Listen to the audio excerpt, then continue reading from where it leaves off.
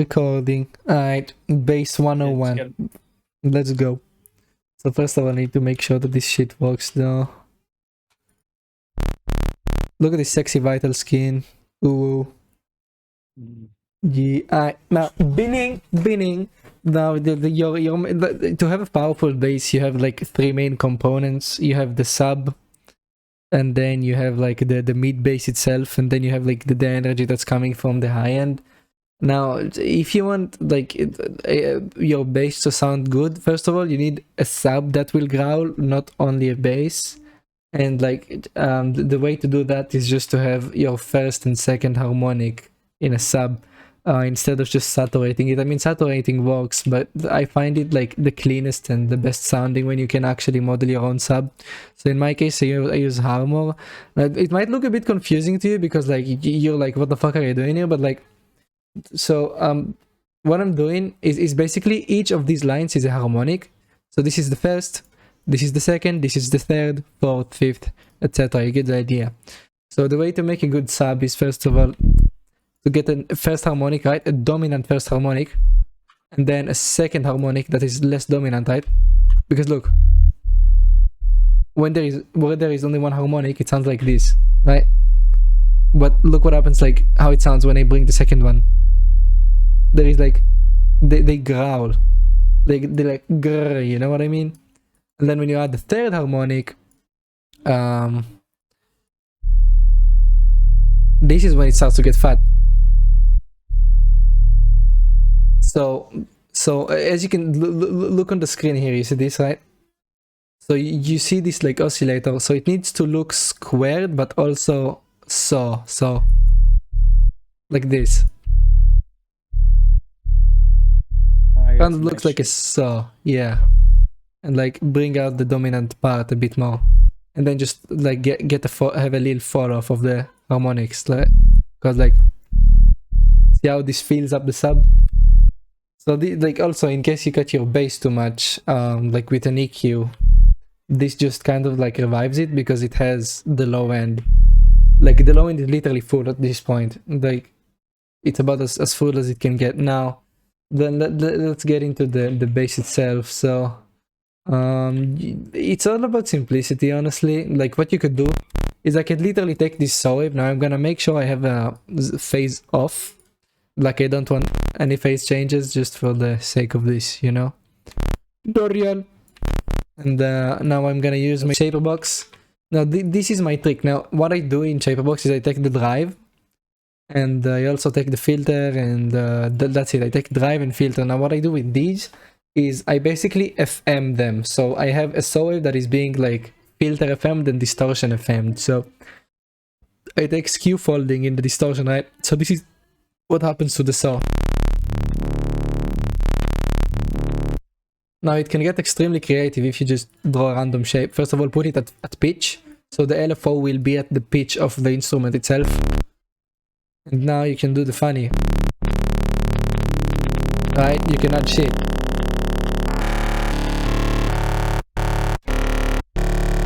Right, and it's extremely clean, like it's pure. And then you can increase the input, you know, for more distortion. And then I add the filter to add the squelchiness. Now what I do is I take a phaser, and now, as you may know, if you increase the resonance, right, it sounds like you can hear like the resonance. So now if you put this on pitch,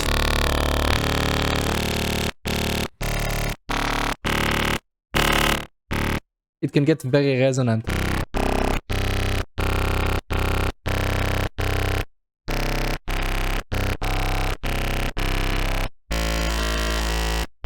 So then it's just like trial and error.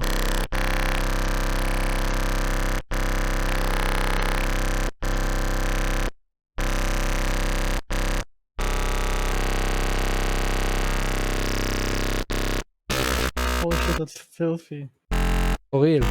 And then I just mix it with the dry signal. Automate the global cutoff? Yes, like it's nice. Being, yeah, audio rate modulated. But could you automate the global cutoff there, like externally, if you wanted to? You could only shift it like downwards and upwards, like. Yeah, okay, that's fine. That's the same thing. Yeah. Pretty cool. And then what I do to add width is I take pan and then I do audio rate panning. Funny. So pretty much everything is like audio rate. So I choose like 12 band split. I can, you know what, 24, fuck it. And then like 200 hertz ish, and then I just do this, that, and then I just make a little, I don't know, random shape. It doesn't matter actually. Just as long as it's like fully centered, like as long as there is no like more panning towards one. Let's see, I put it on pitch mode. Sound about.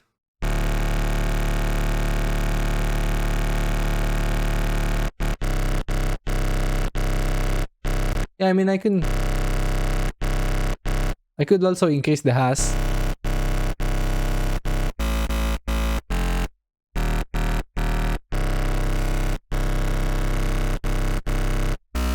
And then I just decrease the mix. And then I saturate the whole fucking thing with PSP saturator because it's awesome. Now I just push the saturation, you know. And that's a good building block for a bass. Like these together can sound very fat, like, but it misses that low end grit. So let's make another layer. So this is pretty much good for the like mid top bass. Now we need like a one that is good for the low bass. So I'm gonna use like what, serum, I don't know. It doesn't really matter. I just need something that is very squelchy and very like deep. Now also one big thing with like making basses is having an octaved bass can do wonders to your like mix.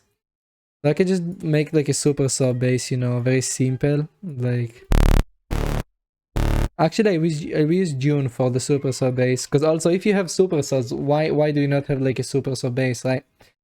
Because you need to blend the super saws with the bass together. It's always good to kind of blend your layers by adding like super saw bass for your super saw stack.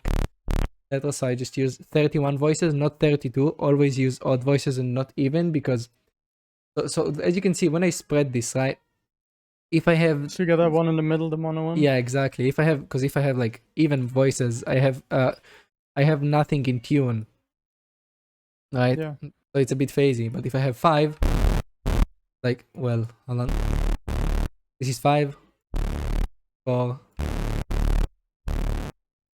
Like you can definitely see that there is something in the middle that sounds a bit better.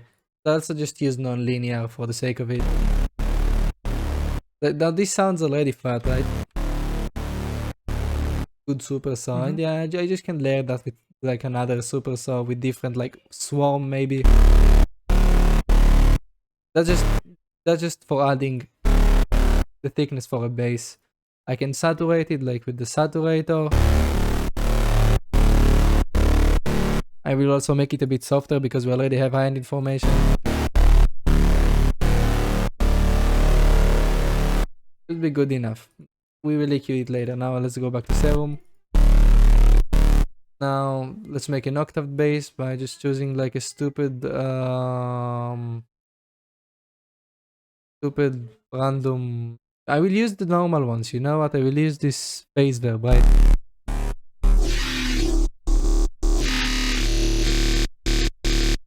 You just like, I don't know, bend it.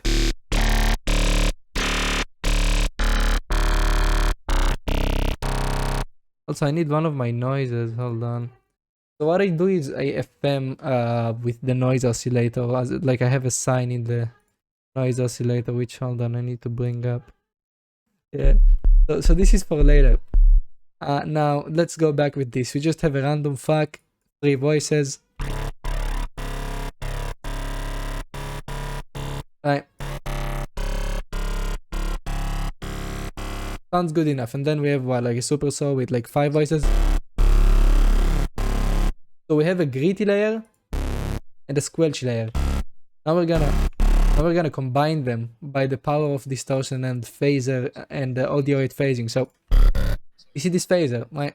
What I do is I put the depth to 0 and the phase stereo phase to 0. Now I have this. Now if I move this up and down, it's gonna do the funny. Now if I modulate it with a sine wave, it's gonna be grrr. So There we go.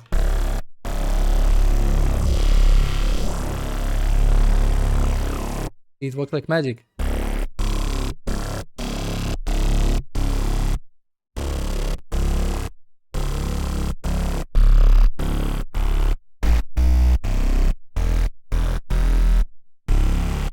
Then you can just distort this and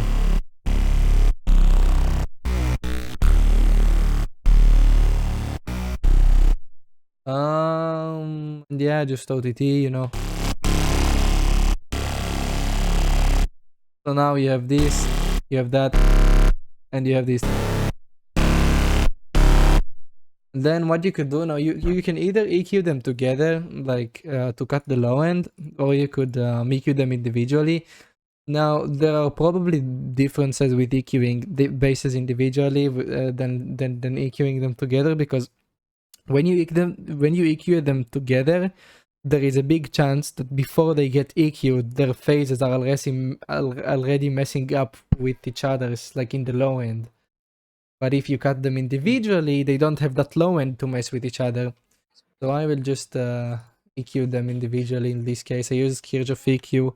Also, like before I EQ, I just find out what is the highest note in the chord progression I have. So I'm gonna copy this chord progression just for the sake of, you know, this. So I'm gonna take like span. It doesn't matter. You just need anything that has like a spectrum. So let's see. I'll put this on 40.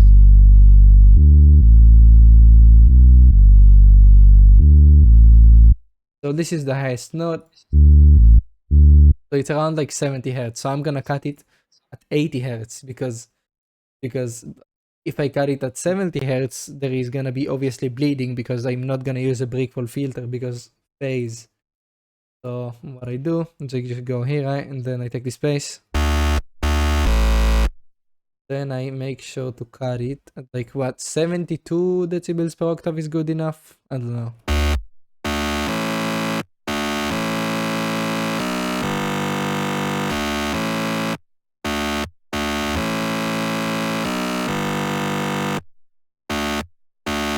Good, it's pretty good. So I just copy that to all the other basses. I just, you know, and there you go. Now you have this. And now they need to be processed together. So first of all, let's balance them. This one seems to be very heavy with like highs, and it doesn't have much mids.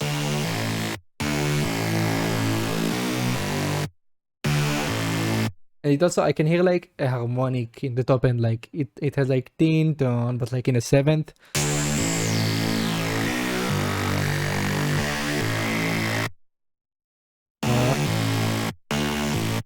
Like it tin. Maybe I should just use Soothe to smoothen it up because you don't want harmonic in the top end in your basses. It's bad because then you're just gonna hear it and it's gonna be annoying.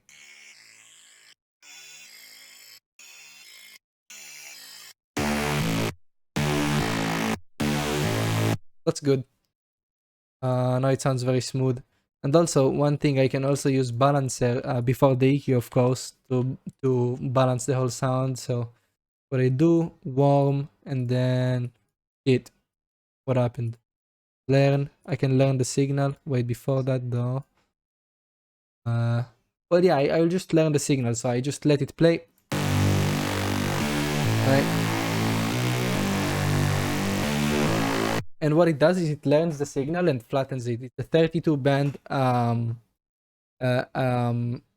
smart EQ, and basically you just feed the signal to it, and then like the AI that like Sony Bell made, it's gonna flatten the whole sound. And you can choose like different models like neutral, bright, or warm.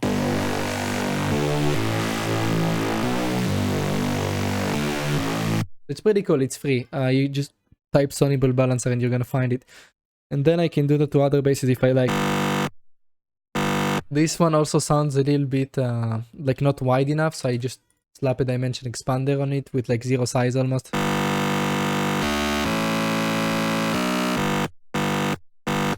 There we go. Then I have this, which is just the Dune. I don't know. I can just OTT it, honestly. I don't know. Also, Go OTT is the bit with Go OTT, so there is no real difference.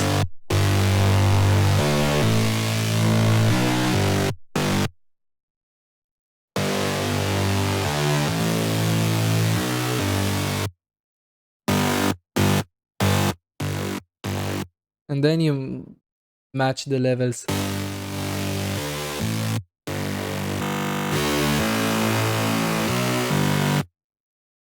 Then you get this, and then on top of these, I also put another EQ just to balance everything again.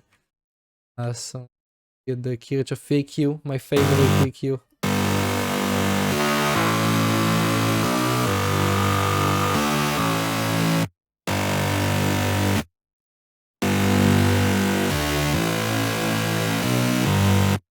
And then some saturation will not hurt, but before the EQ itself, because yeah, I can use Saturn too, you can use whatever. As long as you're giving it warmth, nothing really matters. And then you just cut it again, the low end.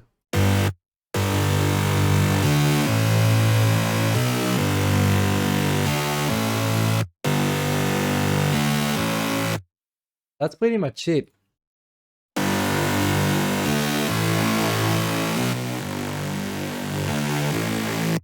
No, I want the mid of this one, but not the highs, so I'll just do this.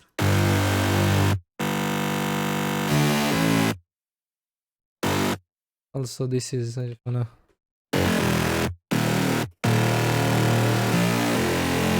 There we go. Okay, now if you hear it with the sub, they sound good together, right? But there is something missing. Juicy. Yeah, they don't sound blended though. They aren't blended enough. So what I do is first of all match the gain. So this is like minus 2.2 and this is like what? Minus 4, so make sure everything is the same velocity because Harmor is velocity sensitive. Goofy.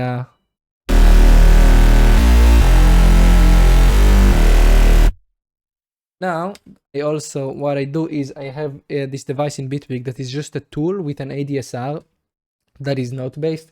That way I can control like the master ADSR on the bass, so it will have like 0 release, so it will be perfect.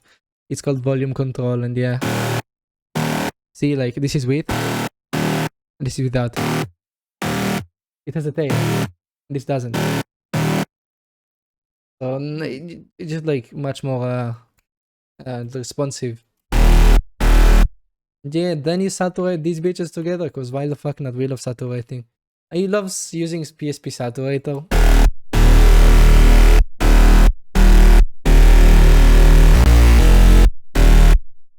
Might be a little much. מיכאל, אני אעשה משהו. עוד מעט. כן. Alright, I'm back. So, then I do this, and then we have very stereo low end. So what we do is we take MSW, which I will give you the download for, and then you just make the low end mono.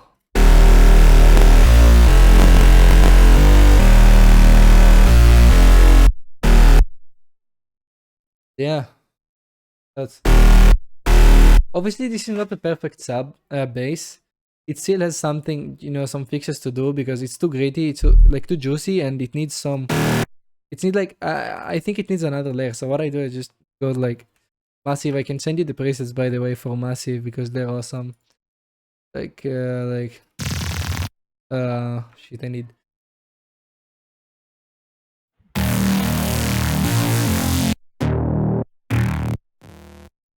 Get the idea. Voice cracked name.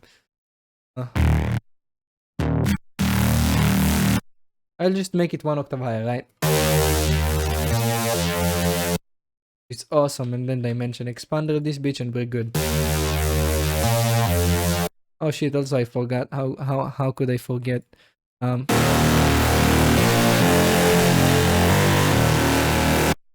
I forgot to OTT these together. Damn. OTT always good. Oops. God damn. Then yeah. And then you see this is where the processing starts to just bloat. But like it's all calculated. I don't slap shit just cause. Like Yeah.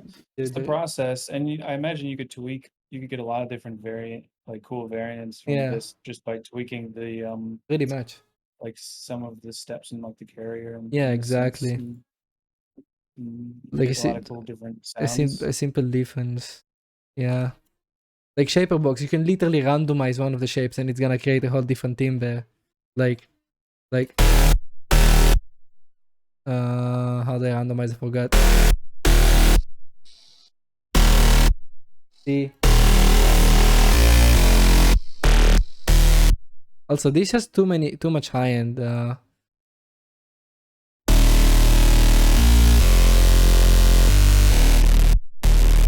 Sounds ugly.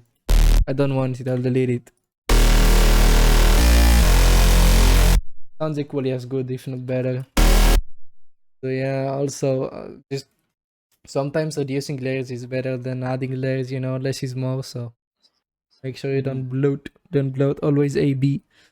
Let's check if each layer actually adds something or makes it worse. Then on top of that, I use, you know, soothe just to cut all the harmonics in the top end, maybe even the high a bit. Like, I really need to get to fucking OP as fuck. soothe is crazy.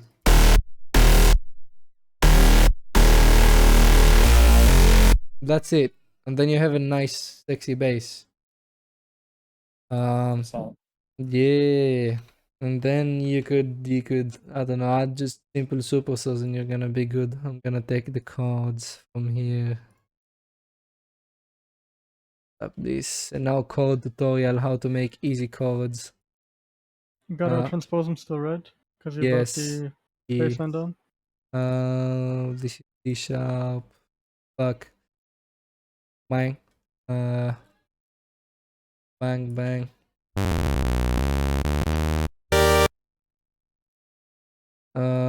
Then tune, you know, polyphony, whatever, more than 5 because they use more than 5 notes in each chord. And then, you know, 31 voices. I need to get tune. Yes. Then non-linear because non-linear detuning, like it does what it says. It's more like so you have like 30 voices, right? So with linear, they're all spread from each other linearly. With non-linear, after each voice, let's say voice 5 is being detuned more from voice 3 than voice 3 that is being detuned from voice 1. You know what I mean, right? it pinches it. Yeah. So and then you just octave it and like have a different like detuning mode. I have Swarm. Swarm is amazing. Like just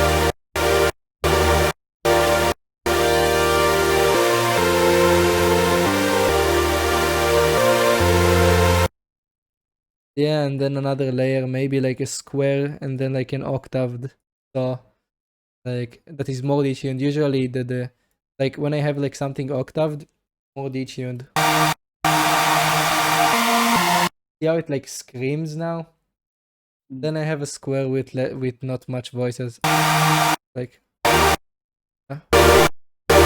also what I do with the square is I don't like when it's full square, so I pulse with it a little bit. Like there is a huge difference because like listen to this versus this. This one has character to it and it's just a tiny bit like pulse width. Nice. It just has that so warmth and it just feels so good.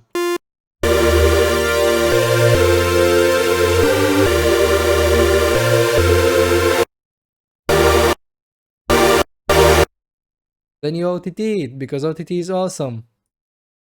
Yeah, baby. Make sure upward compression is off. Also, I will reduce the in-gain and the time.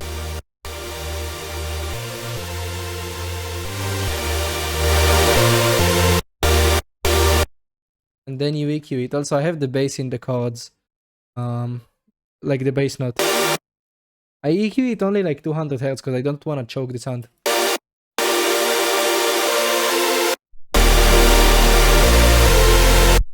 So simple but so effective. What the fuck, man? That's so fat. Yeah. Yeah, I think that's